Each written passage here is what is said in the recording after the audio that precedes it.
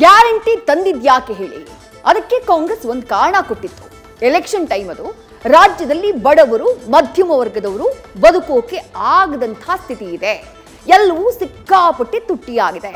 ಹಾಗಾಗಿ ನಾವು ತಿಂಗಳಿಗೆ ಗಿಫ್ಟ್ ರೂಪದಲ್ಲಿ 4,000 ರಿಂದ 5,000 ರೂಪಾಯಿಯಷ್ಟು ಗ್ಯಾರಂಟಿಯನ್ನ ಕೊಡ್ತೀವಿ ಅಂತ ಕೊಟ್ರು.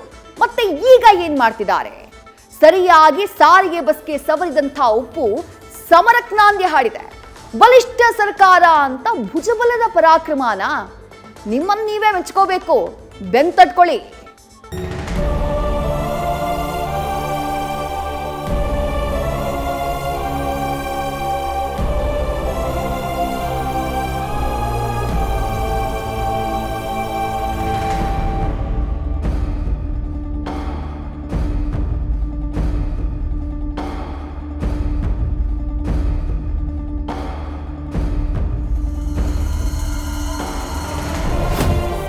ಇದು ಸದ್ಯ ಕರ್ನಾಟಕ ಸಾರಿಗೆ ಪ್ರಯಾಣಿಕನ ಸ್ಥಿತಿ. ಭೂಮಿಗಿಂತ ಭಾರವಾದ ಈ ದರ ನೋಡಿದ್ರೆ ಗಗನ ಪ್ರಯಾಣಕ್ಕೆ ಏಣಿ ಹಾಕೋದ್ ಬಾಕಿ. ಹಾಲಿನ ದರ ಹಾಲಾಹಲ, ತರಕಾರಿ ರೇಟು ಕೇಳಂಗೆ ಇಲ್ಲ, ದಿನಸಿ ದುಬಾರಿ, ಮದ್ಯದ ಸ್ಥಿತಿ ಅಯ್ಯೋ ಪರಿಸ್ಥಿತಿ. ಹೊಸ ವರ್ಷಕ್ಕೆ ಬಸ್ ದರ ಬುಸ್ ಬುಸ್ ಅಂತಿದೆ. ಇದು ಹೊಸ ಎಡಿಷನ್, ರಿಮಿಕ್ಸ್ ಸಾಂಗು, ಜೇಬಿನ ಸುಲಿಗೆಗೆ ಕತ್ತರಿ ಪ್ರಯೋಗ.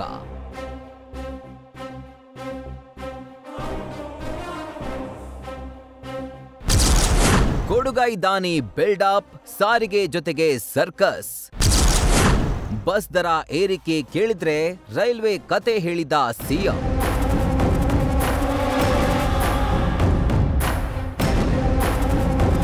ನಿಮಗೀಗಾಗಲೇ ಗೊತ್ತಿದೆ, ಬಸ್ ದರ ಶೇಕಡ 15ರಷ್ಟು ಏರಿಕೆಯಾಗಿದೆ. ಅದೇನೋ ಅಂತಾರಲ್ಲ, ಅತ್ತೆಯದ್ದನ್ನ ಅಳಿಯ ದಾನ ಮಾಡಿದ್ನಂತೆ ಅಂತ. ಹೇಳೋಕ್ಕೂ ಆಗ್ತಿಲ್ಲ, ಅಳೋಕ್ಕೂ ಆಗ್ತಿಲ್ಲ.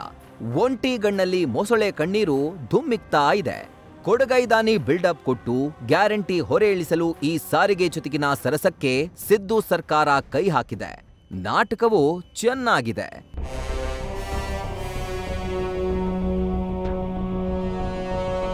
ಕೇಂದ್ರ ಸಚಿವ ಕುಮಾರಸ್ವಾಮಿ ಹೇಳಿದ್ದು ಅದನ್ನೇ.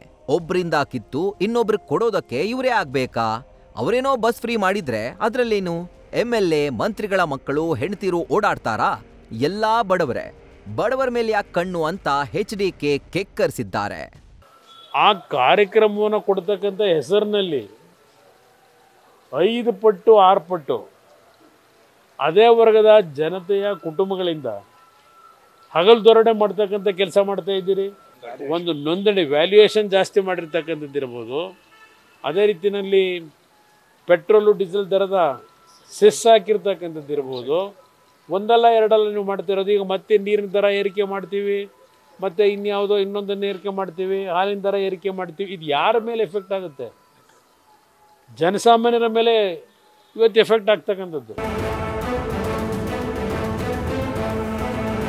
ಗ್ಯಾರಂಟಿ ವಿಷಯ ಎತ್ತಿದ್ರೆ ಸಾಕು, ಸಚಿವರಷ್ಟೇ ಅಲ್ಲ, ಎಲ್ರೂ ವಿಷ ಕಕ್ಕುವ ನಾಗರ್ನಂತೆ ಹೆಡೆ ಎತ್ತಿ ನಿಲ್ತಾರೆ. ಸಿಎಂ ಸಾಹೇಬ್ರೆ, ಏನಿದು ಕಥೆ ಅಂದ್ರೆ 5 ವರ್ಷ ಆಯ್ತು ಬಸ್ ದರ ಏರಿಸಿಲ್ಲ, ಅದಕ್ ಮಾಡಿದ್ದೀವಿ ಅಂತಾರೆ. ಕೇಳಿದ್ರೆ ಓಹ್, ಅವ್ರು ಮಾಡಿದ್ರಲ್ಲ, ಕೇಂದ್ರದವರು ರೈಲ್ವೆ ದರ ಏರಿಕೆ ಮಾಡಿಲ್ವಾ ಅನ್ನೋದು ಸಿಎಂ ಮಾತು. ಸೊ ನಾವು ಬೆಲೆ ಏರಿಸಿ 5 ವರ್ಷಗಳ ಹಿಂದೆ 2000 ಇಸ್ವಿನಲ್ಲಿ ಬೆಲೆ ಏರಿಸಿದ್ದು, ಬೆಲೆ ಹೆಚ್ಚಿಗೆ ಆಗಿದ್ದು ಅದಕ್ಕೋಸ್ಕರ ಮಾಡಿದ್ವಿ. ಈಗ ಬಿಜೆಪಿ ಅವ್ರ ಕಾಲದಲ್ಲಿ ಆಗಿರ್ಲಿಲ್ವಾ? ಕುಮಾರಸ್ವಾಮಿ ಕಾಲದಲ್ಲಿ ಆಗಿರ್ಲಿಲ್ವ? ಬೆಲೆ ಏರಿಕೆ ಆಗಿರ್ಲಿಲ್ವಾ?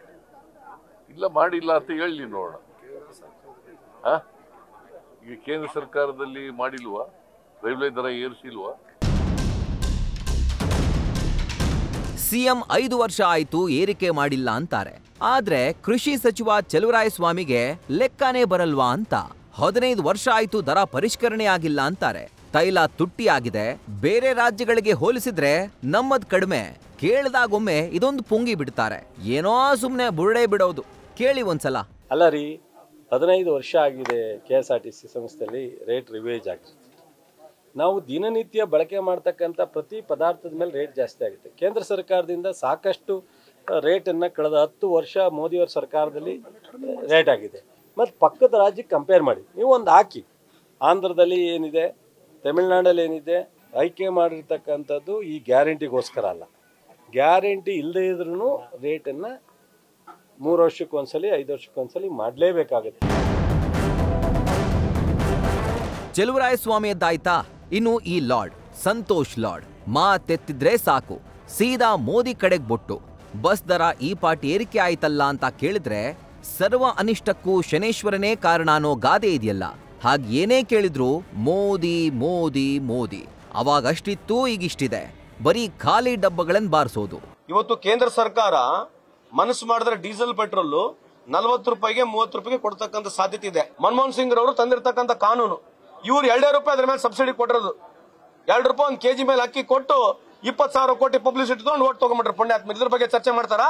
ಆಮೇಲೆ ನೀವು GST ನಲ್ಲಿ ತಗೊಂಡಿರ್ತಕ್ಕಂಥ ತೆರಿಗೆಗಳು, ಅವಾಗಿರ್ತಕ್ಕಂಥ ಬಡ್ಜೆಟ್ ಸೈಜ್ 25 ಲಕ್ಷ ಕೋಟಿ ಇತ್ತು, ಇವತ್ತು 45 ಲಕ್ಷ ಕೋಟಿ ಬಡ್ಜೆಟ್ ಸೈಜ್ ಆಗಿದೆ. ಯಾಕೆ ಸಬ್ಸಿಡಿ ಜಾಸ್ತಿ ಕೊಡ್ತಾ ಇಲ್ಲ? ಅವ್ರ ಮೇಲ್ ಇವರು, ಇವ್ರ ಮೇಲ್ ಅವರು, ಮಧ್ಯದಲ್ಲಿ ಜನ ಏನ್ ಪೆಕರ್ಗಳ? ಏನ್ ಸಮರ್ಥನೆ ಇದು? ಅವ್ರು ಮಾಡಿದ್ರು ಅಂತಾನೆ ನಿಮ್ಮನ್ನ ಅಧಿಕಾರಕ್ಕೆ ತಂದಿದ್ದಲ್ವಾ? ಈಗೇನಿದ್ ನಿಮ್ ಹೊಸ ಲೆಕ್ಕಾಚಾರ? ಈ ತರಹದ ಆಡಳಿತ ನುಡ್ದಂತೆ ನಡೆಯೋದ? ನಿಮ್ ಕರ್ಮ. News first bureau. News first ನಿರ್ಭೀತಿಯಿಂದ ನಿಮ್ಮ ಪರವಾಗಿ.